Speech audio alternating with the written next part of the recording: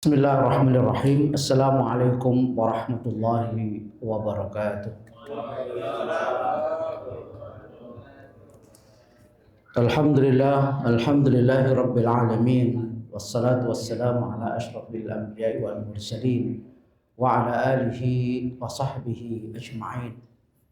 Asyhadu an la ilaha illallah wahdahu la syarika lah wa asyhadu anna sayyidana Muhammadan abduhu wa rasuluhu la nabiyya ba'dah. Allahumma salli wa sallim ala sayyidina Muhammadin wa ala alihi wa sahbihi ajma'in. Qala Allah Ta'ala fil Qur'anil Karim wa huwa asdaqul qailin. A'udzu billahi minasy syaithanir rajim. Bismillahirrahmanirrahim. Wa ma kana al-mu'minuna liyanfiru kaffah. فلولا نفر من كل فرقة منهم طائفة ليتفقهوا في الدين ولينذروا قومهم إذا رجعوا إليهم لعلهم يحذرون. وقال صلى الله عليه وسلم في حديث الشريف الدين النصيحة. قلنا لمن يا رسول الله؟ قال لله ولكتابه ولرسوله wala'immatil muslimina wa ammatihim. Sadaqallahul azim wa sadaqa rasuluhun nabil karim wa nahnu ala dhalika minasyahidin wa syakirin walhamdulillahi rabbil alamin. Hadirin dan hadirat sekalian yang dimuliakan oleh Allah, baik yang offline maupun yang online, alhamdulillah kita bisa dipertemukan kembali oleh Allah Subhanahu wa taala dalam keadaan tetap sehat walafiat. Semoga kondisi ini langgeng abadi sampai nanti kita ketemu di akhirat. Salam dan salam semoga tetap terlimpah curahkan kepada Nabiuna wa qudwatuna Sayyiduna Muhammad sallallahu alaihi wasallam yang telah banyak membimbing kita dan kita dambakan darinya syafaat pada saat nanti hari kiamat. Pada kesempatan kali ini kita akan membahas kembali dan melanjutkan kajian kitab Riyadhus Shalihin dengan Nuzhatul Muttaqinya dan masih berkisar tentang bab yang ke-22 yang membahas tentang bab nasihat. Walaupun ini sesuatu yang umum dibicarakan orang, tapi perlu kita terus ulang-ulang agar dalam pikiran kita terus terbayang-bayang dan terngiang-ngiang, sehingga apa yang kita lakukan itu selalu mendapatkan payung hukum dari Al-Quran maupun hadits, sehingga langkah-langkah kita terukur, terstruktur dan teratur, Oleh karena itu mari kita lanjutkan kajian kitab Riyadhus Shalihin ini dengan membahas bab yang ke-22 tentang nasihat. Kemarin sudah kita sampaikan sedikit tentang beberapa hal yang terkait dengan definisi baik lughawi maupun secara istilahi, kemudian beberapa dalil yang mendukungnya, baik yang mendukung hukum daripada nasihat yang satu pihak mengatakan fardu ain, pihak yang lain mengatakan fardu kifayah dengan segala argumentasi yang mereka sampaikan masing-masing. Saat ini kita akan menginjak pada poin berikutnya tentang urgensinya. Apa sih urgensi daripada nasihat itu? Kok sampai Allah Subhanahu wa taala anjurkan kita untuk memberikan nasihat? Bahkan Rasulullah mengatakan bahwa nasihat itu untuk siapapun juga, termasuk Allah, kitab, Rasul, para pemimpin, dan seluruh umat manusia di muka bumi ini. Nah, ada beberapa yang menunjukkan betapa pentingnya sebuah nasihat. Sampai-sampai ini bagian dari poin baiat para sahabat kepada Rasulullah Sallallahu Alaihi Wasallam. Janji setia para sahabat kepada Rasulullah adalah saling memberi nasihat kepada sesama. Sehingga mereka tidak boleh diam membisu 1000 bahasa saat ada sesuatu yang menyesakkan dada. Kenapa? Karena itu adalah sesuatu yang diingkari, dan dimurkai oleh Allah Subhanahu wa taala. Maka salah satu yang disampaikan oleh Jarir bin Abdullah, qala bay'tu Rasulullah sallallahu alaihi wasallam ala iqamis salah wa ita'iz zakah wan nushi likulli muslim. Saya berbeat kepada Rasulullah SAW, berjanji setia, berikrar kepada Rasulullah SAW. Satu, ya, siap mendirikan sholat. Dua, siap menunaikan zakat. Tiga, siap melakukan nasihat kepada siapa saja, tak peduli siapa yang saya hadapinya. Ini menunjukkan bahwa dia punya komitmen, punya kepedulian kepada orang lain agar bersama-sama menjadi orang soleh. Maka tidak cukup untuk menjadi orang soleh kalau belum muslih. Orang soleh banyak tapi belum tentu muslih. Tapi orang muslih kebanyakan ada orang soleh. Sehingga kalau tidak soleh maka tidak mungkin berani menjadi orang muslih. Walaupun untuk menjadi muslih tidak harus menjadi orang soleh. Nah, bolak-balik tuh filsafat tuh nanti. Biar mumet ya. Nah, maka di dalam baiat kepada Rasulullah SAW mereka selalu berbaiat agar setiap kita harus berani menasihati siapapun dia yang dihadapi tanpa melihat kedudukan maupun posisi ya. Karena ini bagian daripada janji setia kepada Islam, kepada Rasulullah Sallallahu Alaihi Wasallam. Kemudian yang kedua, apa bukti bahwa nasihat itu penting? Karena nasihat itu menjadi salah satu bentuk rasa cinta sesama Muslim. Bentuk rasa cinta orang tua kepada anaknya adalah menasihati agar anaknya menjadi anak yang soleh dan solihah. Bentuk rasa cinta seorang guru kepada muridnya memberi arahan, bimbingan, dan pendidikan. Bentuk cinta seorang pembimbing, pembina ya kepada mutarabbi dan kepada santrinya adalah memberikan arahan, bimbingan, dan taujihan. Dan itu semua bermakna nasihat. Kalau bukan berangkat dari rasa cinta, maka akan dibiarkan begitu saja walaupun hidupnya terlunta-lunta dan menderita dunia sampai di akhirat sana. Itu kalau dibiarkan. Maka apakah kita akan membiarkan orang? Berarti nggak ada rasa cinta. Orang nggak peduli, orang cuek itu nggak punya sensitivitas terhadap orang lain untuk menumbuhkan rasa cintanya kepada orang lain. Membiarkan orang lain kecebur sumur, wis ben sak kapokmu misalnya, kamu nyemplung sumur bukan urusanku, kamu nyemplung jurang bukan urusanku, wong yang sakit-sakit kamu, yang menderita juga kamu, saya nggak ada apa-apanya dengan apa yang kamu alami. Kalau bukan rasa cinta, bukan rasa kepedulian, maka akan dibiarkan orang tanpa nasihat. Maka menurut Imam Al-Muhasibi ya dalam sebuah ungkapannya bahwa innan nasha mahma taghayyara halun nasi fahuwa aslun fid dini la natrukuhu. Bahwa sesungguhnya nasihat itu walaupun perubahan manusia secara dinamis, berganti-ganti posisi dan berganti-ganti ya kedudukan yang ada di dalam kehidupannya dan berganti-ganti ya keturunan dalam arti bagian daripada kehidupannya secara ekonomi, sosial, politiknya berbeda-beda, tapi itu tetap harus ditegakkan, tidak boleh ditinggalkan. Karena itu menjadi asluddin, menjadi dasar pondasi daripada eksistensi kita beragama.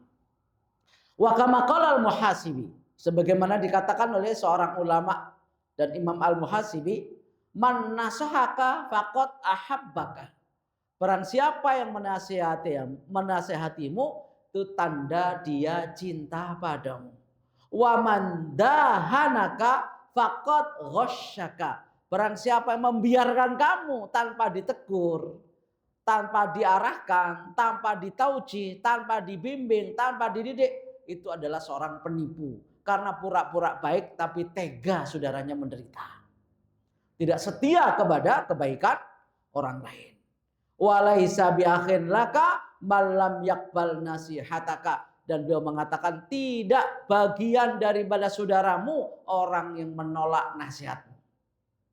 Jadi indikasi orang itu berukhuwah, mau menasehati dan mau dinasehati. Jangan hanya mau menasehati tapi tabuh terhadap nasihat orang lain. Maunya dia yang vokal, yang lain suruh diam. Dia menjadi aktivis, yang lain disuruh menjadi pasifis. Begitu ya. Jadi pasif begitu. Nggak boleh, kita harus saling. Ya. Harus saling memberi, saling mengisi, saling berbagi, sharing dalam kebaikan.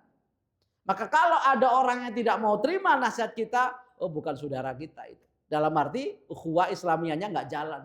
Maunya menasihati tapi tidak mau menerima nasihat. Nanti kita buktikan bagaimana sikap para salafus saleh dalam mensikapi nasihat. Itu yang kedua. Yang ketiga, bahwa nasihat itu tanpa perlu menunggu kesempurnaan diri.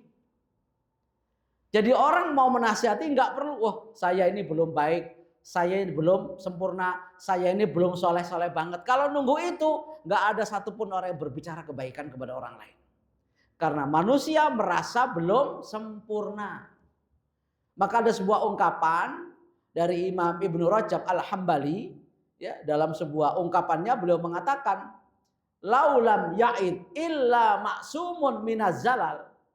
Seandainya tidak ada orang yang mau menasihati kecuali orang yang maksum, orang yang terhindar dari semua kesalahan, lam ya'idin nasa ba'da Rasulillahi sallallahu alaihi wasallam ahad. Maka tidak akan pernah terjadi orang berani menasihati orang lain kecuali Rasulullah Sallallahu Alaihi Wasallam. Karena Rasulullah manusia sempurna. Karena tidak merasa sempurna seperti Rasul, akhirnya diam saja dan membisu 1000 bahasa. Kalau itu merasa dirinya kurang sempurna, karena tidak ada yang sempurna di dunia ini. Maka harus berani menasihati sambil memperbaiki diri. Justru dengan memperbanyak nasihat kepada orang lain, dia akan mengaca. Saya ini banyak memberi nasihat orang lain, mesti saya menyesuaikan, beradaptasi dengan nasihat yang saya berikan. Kenapa begitu? Li'annahu la ismata li ahadin ba'dahu, karena tidak ada satupun orang yang maksum setelah Rasulullah sallallahu alaihi wasallam. Ya. Jadi proteksi dari Allah Subhanahu wa taala dari segala macam kemaksiatan kejahatan itu hanya dimiliki oleh Rasulullah setelah nabi-nabi yang lain. Setelah itu sahabat, tabi'in, tabi'in sampai kita tabi' yang keberapa ini enggak mungkin terhindar dari segala kesalahan dan kekhilafan, karena al-insan makhlul khata'i wan nisyan. Bahwa manusia ini tempatnya salah dan lupa. Dan kata Rasul, kullu bani Adam khata'un wa khairul khata'in at-tawwabun. Semua bani Adam termasuk kita adalah biasa salah. Tapi orang yang terbaik yang pernah salah adalah yang mau mengakui kesalahan dengan taubat. Berarti sejelek-jelek manusia yang biasa salah nggak ngaku dirinya salah. Jadi kesalahan itu wajar asal jangan disengaja salah, ya. Maka beliau katakan, jadi untuk seseorang yang ingin menasihati nggak perlu nunggu sempurna. Kan itu ada ayatnya, lima taquluna mala taf'alun. Nanti ada ayatnya, atamuruna nasa bil birri wa antum tatlunal kitab, ya kan? Ta'muruna nasa bil birri wa tansawna anfusakum wa antum tatlunal kitab. Ancaman-ancaman itu justru memotivasi kita agar apa yang kita sampaikan juga kita perbuat sebagaimana yang kita sampaikan. Walaupun memang lebih baik lagi, afdolnya sebelum menyampaikan kita harus laksanakan. Maka Imam Hasan Al-Basri ketika disuruh berkhutbah oleh DKM, waktu itu sudah ada DKM belum ya?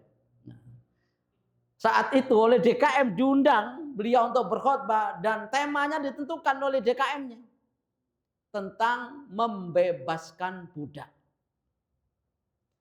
Apa kata beliau? Jangan saya. Kalaupun saya, jangan sekarang. Kenapa? Saya belum praktek terhadap tema itu. Itu orang-orang dahulu begitu, ya. Sehingga beliau langsung memerdekakan budak, baru naik mimbar tentang tahrirul abd, tentang urgensi memerdekakan budak baru dia bicara. Itu afdol karena lisanul hali afsahu min lisanil maqal. Bahasa perbuatan lebih tajam pengaruhnya, lebih dalam maknanya dibanding bahasa lisan. Walaupun bukan berarti kalau kita belum berbuat kita tidak mau mengatakan apa-apa. Karena kita disuruh oleh Rasulullah SAW menggunakan potensi yang ada. Kalau nggak ada tangan dan kekuasaan, gunakan lisan. Kalau lisan pun keluh tidak bisa bicara, gunakan hati. Kalau hati nggak ada, berarti imannya sudah mati. Jadi nggak bisa dikatakan mukmin sejati kalau iman di dalam hatinya dengan mengingkari kemungkaran saja sudah tidak ada. Jadi intinya terus kita katakan sekalipun pahit, sekalipun getir, ya qulil haqqa walau kana murran. Kadang-kadang orang mengatakan urus dirimu sendiri, jangan urus saya. Kamu belum benar aja sudah mau koreksi diri saya. Anggap saja itu adalah pelecut. Ya, sebagai tongkat ya untuk bisa membangkitkan semangat kita memperbaiki diri dan melakukan evaluasi muhasabah terhadap apa yang selama ini kita lakukan di dunia ini.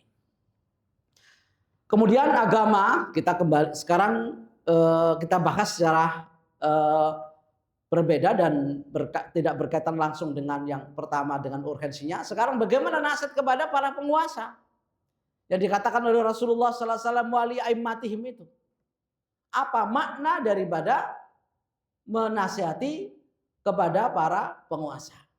Dikatakan bahwa agama adalah nasihat bagi para pemimpin umat Islam. Maksudnya adalah bahwa tegaknya agama dengan mendukung, mentaati mereka dalam kebenaran, mengingatkan mereka dalam dengan kelembutan bila mereka lengah, berikan mereka lupa, bila mereka lalai, dan harus meluruskan apa yang bengkok darinya. Jadi intinya adalah kalau benar kita dukung, kalau salah kita luruskan. Biar on the track sesuai dengan manhaj Allah Subhanahu wa taala. Itulah namanya memberikan nasihat kepada para penguasa atau para pemimpin. Bahkan Imam Nawawi sendiri pernah mengatakan bahwa adapun menasihati para pemimpin kaum muslimin, kata beliau, artinya membantu mereka dalam kebenaran. Sepanjang itu pro rakyat, sepanjang itu ada manfaat untuk umat, sepanjang itu dalam rangka meningkatkan martabat, maka kita terus untuk memberikan dukungan dan sokongan, terus memberikan support terhadap kebijakan-kebijakan yang baik dan bermanfaat. Tapi begitu ada penyimpangan, begitu ada penyelewengan, ya kita nggak boleh diem. Walaupun kita ada di dalam, terus kita ungkapkan yang benar adalah benar, yang salah adalah salah. Tentu saja kita harus menggunakan fikih dakwah, tidak asal menyalahkan dan tidak asal memberikan kritik tajam tanpa etika dan sopan santun. Ada caranya, nanti akan kita bahas di poin berikutnya. Tapi tetap kita harus memberikan teguran bagi para pemimpin yang salah dan mendukung bagi para pemimpin yang terus memberikan manfaat bagi seluruh umat. Ini pun kata beliau, sekalipun salah, asal salahnya nggak fatal, maka tidak boleh melakukan pemberontakan, apalagi kudeta. Tetap saja kita taat sekalipun sedikit menderita, asal tetap ada seorang penguasa. Kita bisa lihat bagaimana Ibnu Umar di masa pemerintahan Hajjaj bin Yusuf. Kita kenal ya siapa Hajjaj bin Yusuf? Seorang khalifah atau seorang gubernur yang otoriter, diktator. Diktator bukan seperti yang Mas Teguh bilang di orang Semarang nih. Diktator itu mahasiswa, karena kemana-mana bawa diktat. Itu diktator, itu mahasiswa diktator. Mana-mana mau bikin skripsi, mau apa gitu ya, banyak tugas-tugas kampus, itu diktator mahasiswa. Nah, Hajjaj bin Yusuf ini orang yang tidak bisa dikritik. Dan kalau dikritik tidak menggunakan aparat, tapi dia sendiri yang kan menindak langsung dipenggal, langsung dipedang, dia yang menyelesaikan. Itu Hajjaj bin Yusuf. Bengis, tapi di situ tidak ada satupun para ulama menyerukan pemberontakan dan segala macam. Termasuk di dalamnya adalah Abdullah bin Umar yang menjadi anak dari Umar bin Khattab. Tetap sabar ya. Nanti ada perbandingan, ada antara kita kudeta apakah lebih baik apa tidak. Nah, itu dipertimbangkan al-maslahah. Jadi walaupun itu adalah sesuatu yang mungkin sangat membuat derita, tetapi ada kaidah mengatakan idza ta'aradal mafsadatan ya ru'ya akhafahuma dararan. Apabila ada dua bahaya, maka yang diambil yang paling ringan bahayanya. Antara merebut kekuasaan dan terjadi revolusi, perang antar sesama umat dan antar warga itu jauh lebih buruk daripada sabar menanti kekuasaan itu selesai pada saatnya. Ya, harga sebuah revolusi, harga sebuah kudeta harus dibayar dengan nyawa, dibayar dengan berbagai macam kerugian harta maupun jiwa, dan itu lebih berat akibatnya dibanding kita harus sabar sekalipun sedikit menderita. Itu pertimbangannya. Jadi ada fikih dakwahnya, ada fikih aulawiyatnya.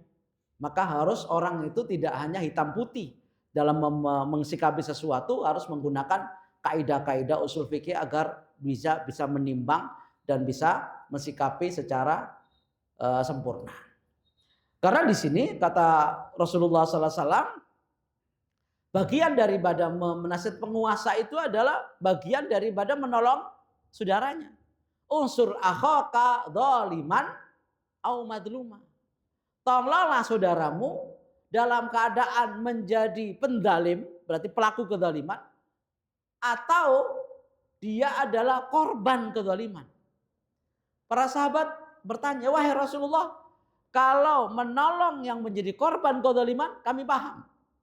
Lalu bagaimana caranya? Kami menolong pelaku kezaliman. Berarti kami terlibat dong di dalamnya, ikut koalisi dalam arti berkoalisi kezaliman. Tidak begitu kata Rasulullah SAW. Apa kata Rasulullah? Yakufuhu anil zulmi. Cegahlah dia dari kezaliman. Dengan apa? Dengan nasihatmu, dengan saran, kritik dan masukanmu agar dia tidak melakukan kezaliman itu lebih parah lagi. Itulah namanya unsur akhoka. Tolonglah saudaramu, bantulah saudaramu zaliman, baik dia sebagai pelaku kezaliman au madluman atau korban kezaliman. Jadi sama-sama ditolong, jangan dibiarkan. Maka perlu kita bergabung untuk bisa memberi nasihat dan masukan kritik dari dalam dengan kritik yang konstruktif, ya, bukan destruktif. Itu cara, metode. Tapi yang penting ada substansinya nyampe, ya. Kadang-kadang kita keluar-keluar tapi nggak nyampe-nyampe juga, hanya di luaran saja. Maka perlu kita melakukan penetrasi, melakukan ya semacam membenahi dari dalam, kalau dari luar kurang efektif. Nah, kalau kita menasihati para pemimpin itu ada 4 kondisi. Menasihati pemimpin itu ada 4 kondisi. Yang pertama, berkata benar, berkata baik di hadapan penguasa yang adil. Berkata baik dengan penguasa yang adil, maksudnya apa? Membenarkan tindakannya, membenarkan dan mendukung kebijakannya. Maka ini akan memberi semangat kepada para penguasa dan insya Allah dia akan terima. Karena dipuji, didukung, dan disupport kebijakannya. Yang kedua, berkata tidak benar di hadapan penguasa yang adil. Ini penguasanya nggak dolim, tapi dia yang mengatakan sesuatu yang nggak benar. Inilah tipe penjilat. Ya, mengatakan sesuatu yang tidak menjadi ya, yang ya menjadi tidak. Yang penting Bapak senang. ABS, gitu kan? Yang penting ABS. Itu namanya tipe-tipe penjilat. Kalau penguasanya salah, diluruskan atau malah dibenarkan, dalam arti dibiarkan, begitu dia melakukan sesuatu yang benar, malah kadang-kadang juga tidak didukung kebenarannya. Nah, ini hanya sekedar menjadi penjilat kepada penguasa.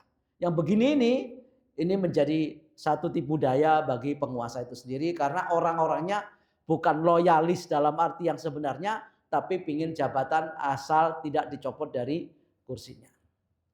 Yang ketiga, berkata benar di hadapan penguasa yang zalim.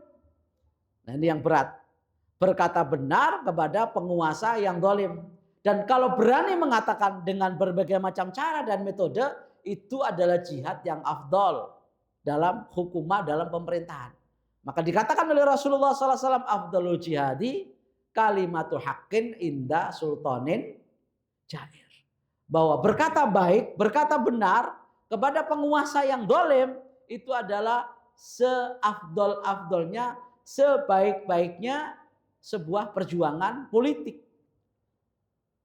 Berani kritik, berani memberikan saran, vokal, sekalipun itu adalah penguasa.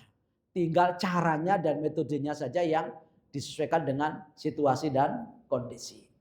Yang keempat, berkata tidak benar di hadapan penguasa yang zalim. Maka ini sejelek-jelek kemungkaran. Dia berkata tidak benar kepada pemimpin yang nggak benar. Artinya apa? Dia malah mendukung kejahatannya. Mestinya jangan begini, malah dia dukung. Mestinya harus begitu, malah dia tidak memberikan arahan. Ini namanya orang yang hanya anut gerubuk kata orang, ngikutin apa kemauannya penguasa. Mestinya dia tidak adil, disarankan harus adil. Dia zalim, jangan zalim. Dia berkhianat, jangan berkhianat. Itu mestinya dilakukan. Tapi dia malah melakukan sesuatu yang tidak benar di hadapan penguasa yang zalim. Nah, inilah 4 tipe dalam menghadapi para penguasa. Lalu bagaimana caranya untuk menasihati penguasa ini? Ya, ada 2 cara yang dianjurkan oleh Rasulullah SAW. Pertama, dinasihati secara rahasia. Yang kedua, secara terang-terangan di depan publik. Kedua-duanya ada resikonya. Kedua-duanya ada manfaatnya. Dan kedua-duanya ada metodenya. Yang pertama, berdasarkan hadis, walaupun hadis ini diperdebatkan oleh para ulama tentang kesohihannya, tapi ini banyak dipakai oleh para pegiat politik di beberapa negara. Bahwa kata Rasulullah SAW, nasihat kepada penguasa itu sebaiknya rahasia. Enggak perlu dipublikasi. Enggak perlu diinformasikan kepada yang lain. Cukup yang berkaitan saja dinasihati secara perlahan tapi pasti, dan kita bisa bicara 4 mata di sebuah kamar dan ruang yang sepi. Maka kata Rasulullah SAW, man arada ayan soha li sultanin bi amrin fala yubdilahu ala niyatan walakin liyakhudha biyadihi fayakhlu bihi fa in qabila minhu fadzalika wa illa kana qad addalladhi alaihi. Kata Rasulullah SAW, hadis ini riwayat Ahmad, disahihkan oleh Albani dalam takhrijnya As-Sunnah Ibni Abi Asim, ya, halaman 1907. Nah, beliau ini menyatakan bahwa ada cara untuk menasihati pemimpin, yaitu dengan cara rahasia, secara diam-diam, nggak perlu dipublikasikan, rame, koar-koar. Maka beliau mengatakan, Rasul mengatakan, man arada yang sahajil sultanin bi amrin, barang siapa yang ingin menasihati kepada seorang penguasa atas sebuah keputusan dan kebijakan, ya, fala yubdilahu alaniyah, maka jangan terang-terangan menasihatinya. Kalau memberi saran jangan dipublikasikan. Jangan kemudian kowar-kowar memanggil wartawan, ini salah begini-begini, enggak benar nih, brengsek, macam-macam. Atau di medsos. Gitu ya. Rasul mengatakan diam-diam aja. Sebab tidak semua orang bisa menerima kritikan kita. Bisa jadi bumerang buat kita yang jadi musuhnya. Ya. Walakin liyakhudha biyadi fayakhlubi. Kata Rasulullah, hendaknya panggil dia atau datangi dia. Bicara 4 mata. Enggak perlu rame-rame. Dan itu lebih hikmah. Lebih bijak. Fa in qabila minhu fadzak. Apabila dia menerima nasihat kita, alhamdulillah. Dia berarti dia responsif. Apabila tidak menerima nasihat kita, gugurlah kewajiban kita. Nanti di akhirat nggak ditanya lagi sama Allah Subhanahu Wa Taala. Karena kita wajib menasihati orang yang nggak benar. Kalau kita diam terhadap kejahatan, berarti kita mendukung kejahatan itu. Maka dalam hukum positif, orang yang tahu kejahatan kok diam terhadap kejahatan, terlibat di dalamnya. Karena mendiamkan kejahatan itu terjadi. Dalam Islam pun juga sama. Kalau kita diam terhadap kejahatan yang ada, ya, tidak berkata apapun terhadap kemungkaran yang ada, maka dia termasuk di dalamnya sekalipun nggak berbuat apa-apa, tapi mendiamkan kejadian itu terjadi di hadapan matanya. Maka kata Rasulullah sebaiknya panggil atau datang ke istana atau ke rumah dinasnya untuk ngobrol bersama, menasihati, memberikan masukan yang konstruktif terhadap kebijakan-kebijakan yang pro rakyat dan umat. Kemudian ini dilakukan oleh Ibnu Abbas, cara-cara seperti ini. Ya. Bahwa beliau pernah mengatakan bahwa kalau ini Ibnu Abbas secara rahasia ya, ketika menasihati penguasa dengan bicara empat mata. An Mughirah an Ibni Ishaq an Sa'id ibni Jubair qala rajulun li Ibni Abbas. Ada seseorang yang datang berkata kepada Ibnu Abbas, ya. Wa amuru amiri bil ma'ruf. Wahai Ibnu Abbas, apakah saya harus memerintahkan kepada pemimpinku dengan cara yang baik? Qala wa in khifta ayyaktulaka fala tu'annib al imam. Bila kamu takut terancam, kamu takut terbunuh dan disiksa, dipenjara, ditangkap, maka jangan keras-keras cara menasihatinya. Karena resikonya lebih berbahaya. Tetapi fa in kunta labutta fa'ilan fima bainaka wa bainahu. Tapi apapun seandainya kamu ingin menasihatinya, kamu ingin memberikan arahan padanya, maka ajak dia bicara empat mata. Ini nasihat siapa? Ibnu Abbas kepada seseorang yang ingin memberi nasihat dan memberi kemasukan, kritik kepada penguasa. Bila kamu takut nanti kalau kamu keluar-keluar dan dipublish di medsos maupun di media-media lain, kamu akan menderita karena masuk penjara, maka kalaupun kamu tetap ingin menyampaikannya, sampaikan secara rahasia, bicara empat mata. Tapi kan tidak semua orang bisa menyentuh lingkaran kekuasaan kalau bukan ring satu. Ya, itu ada wakilnya, ada ya orang-orang yang bisa dititipi amanah dan aspirasinya. Walaupun kita sendiri mungkin tidak bisa bicara langsung, maka perlu adanya perwakilan itu. Ya, nah kalau kita tidak punya wakil, kita nitip kepada orang, mungkin hanya ditampung tapi nggak disampaikan. Namanya penampungan aspirasi, bukan penyampaian aspirasi. Tapi kalau kita punya sendiri wakilnya, maka apa yang menjadi aspirasi kita bisa disampaikan para penguasa. Itulah pentingnya kita berpartai. Tidak perlu mundur ke belakang. Enak ya dulu sebelum berpartai kita ngajinya rutin. Kemudian kita enak materinya, terus nggak pernah ngompol. Tahu ngompol? Ya, kalau ngaji nggak ngompol, nggak ngomong politik gitu. Politik itu bagian daripada ajaran Islam. Maka jangan bernostalgia dengan masa lalu. Maka kalau itu terjadi, maka para sahabat mungkin akan bernostalgia dengan di saat sebelum hijrah ke Madinah. Enak mereka ngaji bersama Rasulullah SAW, nggak perlu ngurus ini dan itu. Walaupun tetap saja keadaannya menderita kan gitu. Jadi bayang-bayang masa lalu itu kalau yang baik diteruskan, yang mungkin perlu perkembangan karena tuntutan mihwar, maka harus dilanjutkan, tidak boleh berhenti dalam satu titik. Itu akan menjadi beku dan tidak akan pernah maju. Kemudian ini tentang Usama. Ini contoh yang kedua adalah dari Usama. Usama pun ketika Utsman bin Affan mengambil sebuah kebijakan yang dianggap merugikan rakyat, dianggap gitu ya. Karena Utsman banyak kritik dari masyarakat, dianggap dia melakukan satu tindakan yang menurut sahabat-sahabat pada saat itu tidak pada tempatnya. Ya, salah satunya adalah dianggap seluruh pejabatnya itu adalah nepotisme karena banyak keluarganya. Kenapa begitu? Karena Utsman ini dulu sebelum masuk Islam memang keturunan ningrat, darah biru. Keturunan orang-orang penguasa di masa jahiliyah. Makanya kenapa Utsman bin Affan yang diutus oleh Rasulullah untuk melobi orang kafir pada saat Sulhul Hudaybiyah. Bukan Umar, bukan Abu Bakar, tapi Utsman. Karena Utsman itu kerabat-kerabatnya itu adalah pejabat-pejabat tinggi dan tokoh-tokoh masyarakat di zaman jahiliyah.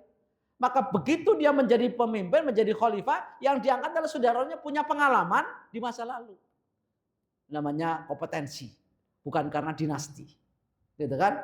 Nah, itu yang dianggap oleh sebagian orang, ini yang diangkat adalah saudara-saudara dan kerabat-kerabatnya seakan-akan membangun dinasti. Kemudian beliau dikritik oleh banyak orang. Nah, Usama ya menyampaikan aspirasi umat ini bukan koar-koar di masjid. Tidak kemudian naik mimbar di podium lalu dia mengkritik habis-habisan Utsman. Datangi itu Utsman. Kata para sahabat, Usama ini kan anaknya Zaid bin Haritha ya, yang pernah jadi komandan perang di usia 17 tahun itu. Banyak orang mengkritik Usama. Wahai Usama, kamu kan dekat hubungan dengan Utsman bin Affan. Kenapa kamu nggak beri nasihat Utsman yang seperti itu? Apa kata Usama? Kalian nggak lihat ya kalau saya melakukan itu tanpa memberitahu kalian. Saya sudah bicara empat mata dengan Utsman. Anda saja nggak perlu saya kasih japri, nggak perlu saya japri Anda harus foto selfie saya ketemu Utsman, nggak penting. Tapi apa yang saya lakukan sudah saya lakukan. Dan itu yang dilakukan oleh Usama kepada Utsman bin Affan, memberikan saran, masukan, kritik ya konstruktif, tapi dengan bicara empat mata, nggak perlu koar-koar depan publik yang kadang-kadang tidak selesai masalahnya, tapi malah gaduh di tengah masyarakat. Gaduhnya kemana-mana, masalahnya tidak pernah tuntas. Dan itulah yang dilakukan oleh para sahabat dahulu terhadap hal-hal yang seperti ini. Nah, insya Allah akan kita, sudah jam 1 ya, akan kita lanjutkan pada kesempatan berikutnya. Mudah-mudahan yang kita bahas pada kesempatan kali ini ada manfaatnya, dan kurang lebihnya mohon maaf, yang kurang tambahi sendiri, yang lebih dari Allah jangan dikurangi. Sampai di sini sebelum saya tutup, barangkali ada yang mau ditanyakan. Cukup. Kalau silakan menikmati tidur siang, qailullah ya, monggo. Dokter Aziz silakan memberi tambahan. Nah, ya. Rektor kita ini. Dokter kita ini ya. Silakan kalau ada yang mau nambah, yang jelas jangan ngurangi. Ya. Jadi ada beberapa nanti episode berikutnya. Kalau antum masih penasaran, ikuti kajian selanjutnya. Ya. Di gelombang dan frekuensi yang sama, insya Allah. Dengan orang yang sama, tempatnya pun sama, yang datang juga sama. Ini juga gitu ya. Ya silakan.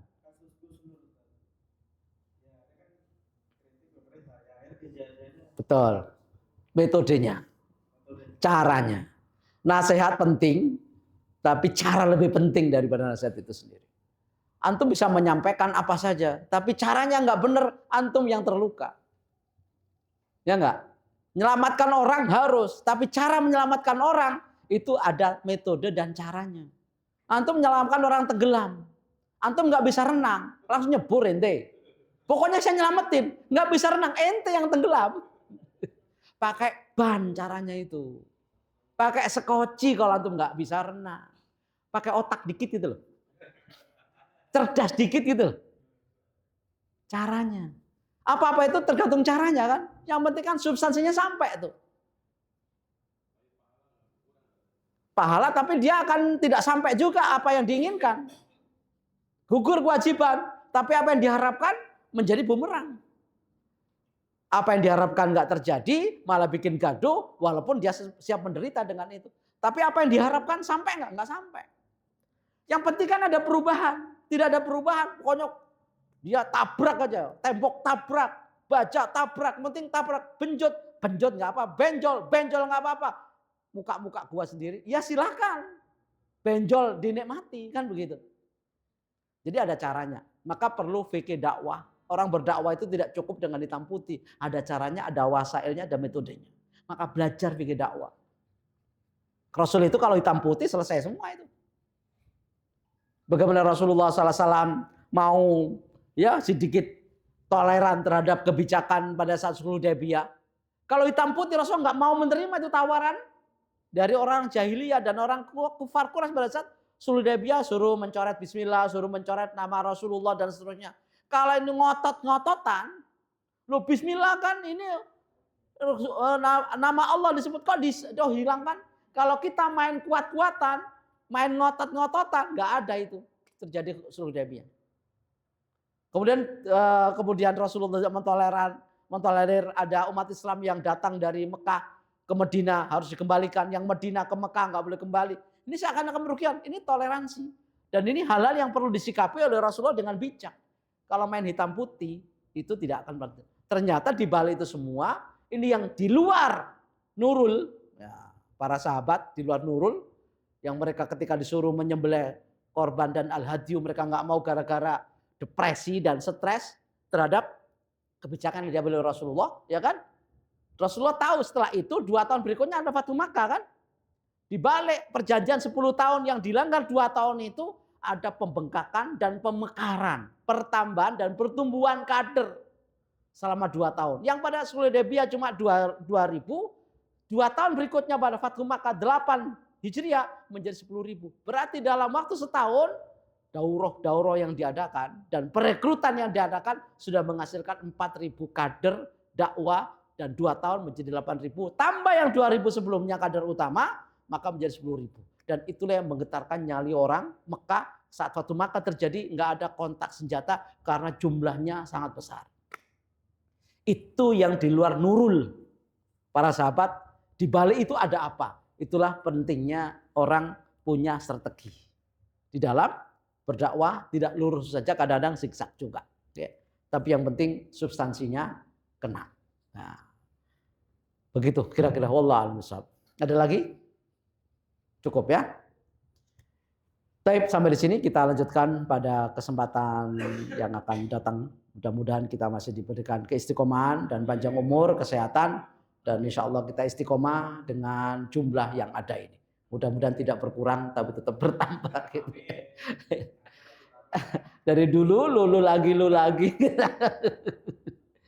Tapi insya Allah antum lebih pintar dari yang lainnya. Ya. Antum tahu nggak? Justru orang-orang yang pintar di masa Rasulullah, orang yang banyak diem di masjid. Abu Hurairah itu nggak punya rumah, tidurnya di masjid. Pesantren pertama kali, pondok pesantren pertama kali di masa Rasulullah, santrinya Abu Hurairah namanya Ashabus Suffah, orang yang ada di emperan masjid. Tapi mereka lah yang orang-orang lebih pintar daripada seniornya. Sampai akhirnya beliau bisa menghafal 5.374 hadis. Di luar kepala. Karena saking seringnya ketemu Rasul, dengerin ceramah dan tausiahnya. Maka antum insya Allah sama seperti Abu Hurairah. Di saat yang lain tidur dan tidak mau datang, antum datang, ilmu antum lebih banyak dari yang lainnya. Umur boleh senior, ilmu lebih, umur bisa junior, ilmunya lebih senior dari yang. Itulah Abu Hurairah. Mengalahkan Abu Bakar, Umar, Utsman, dan Ali. Bahkan Aisyah pun banyak ngaji, berguru kepada Abu Hurairah. Mudah-mudahan antum melebihi Abu Hurairah. 5.374 hadis, yang 4-nya saja cukup hafal di luar kepala, saking di luarnya sampai hilang semua. Tapi kita akhiri sampai di sini. Kurang mohon maaf, yang kurang dari saya, yang lebih dari Allah Subhanahu wa taala. Wabillahi taufiq wal hidayah. Wa ridwan wal minkum wallahul muwaffiq ila aqwamit thoriq. Nasrun minallahi fatum qad basyiril mu'minin. Wassalamualaikum warahmatullahi wabarakatuh.